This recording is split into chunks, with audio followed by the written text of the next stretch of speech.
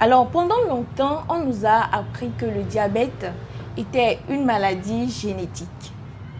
Mais de plus en plus de spécialistes abordent le côté alimentation, les habitudes de consommation et autres.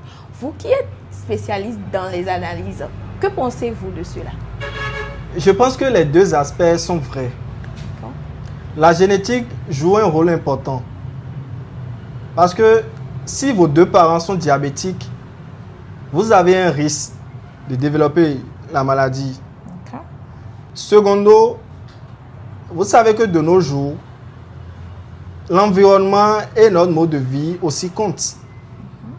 En mangeant trop sucré, trop gras, et si vous ne faites pas aussi du sport, vous pouvez développer la maladie. Et bien vrai, on ne choisit pas ses gènes, mais on peut agir sur ses habitudes pour pouvoir réduire les conséquences de la maladie. Oui, voilà. De manière terre à terre, quels sont les aliments qui favorisent le développement du diabète chez les enfants? Les vrais ennemis, ce sont les aliments trop sucrés. Je prends l'exemple du yaourt aromatisé, des jus industriels, biscuits, tout ce qui est sucré. Les fast-food, en mangeant trop gras aussi, ça favorise.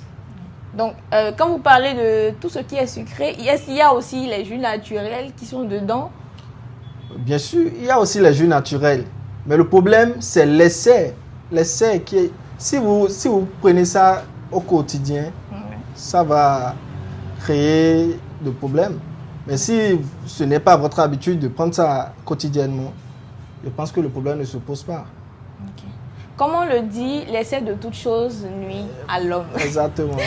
Alors, avant de finir, j'aimerais que vous puissiez nous donner quelques alternatives d'habitudes alimentaires qu'on peut avoir ou des aliments qu'on peut avoir pour pouvoir limiter les dégâts ou prévenir cette maladie. Chez les enfants, bien sûr. Bon, je dirais... Dès la naissance, les parents doivent inculquer les bonnes habitudes alimentaires, bien sûr, aux enfants, en leur donnant des aliments moins riches en sucre, en gras, les donner des repas équilibrés. Quand on parle de repas équilibrés, c'est des repas qui ne contiennent pas trop de sucre ni trop de gras.